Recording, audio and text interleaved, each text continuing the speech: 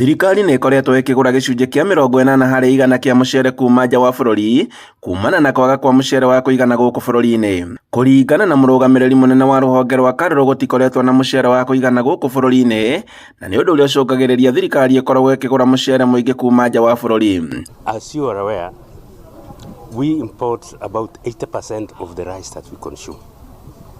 We only produce about slightly less than 20%. I think currently we are production of about 250,000 metric tons roughly, and we are consuming about slightly over 1 million metric tons. So you can see the deficit is very huge. To be able to breach that deficit, a lot of work has to be done, both in terms of expansion of the area and the rice, and also increasing production within the areas that have already been cultivated.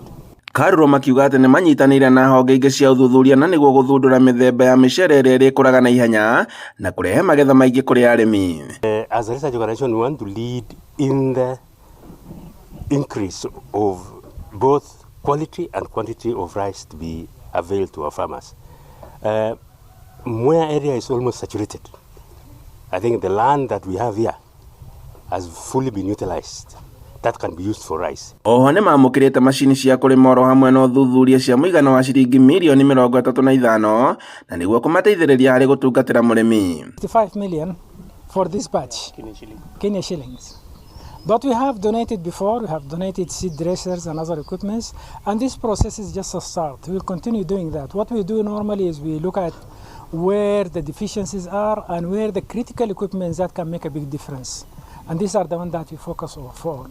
For example, the laser leveler, as the DG mentioned, this is a very essential equipment. Mwena-inĩ wao ARRI nĩ meranĩire kũgacĩrithia ũthuthuria wao na gũka na mĩthemba ĩngĩ ya mũcere na nĩguo arĩmi mahote kuona mbeca makĩria. Handũ-inĩ ha Inooro TV, kuma Kĩmbĩmbĩ kaunti-inĩ ya Kirinyaga, njĩtagwo Boni wa Thuku.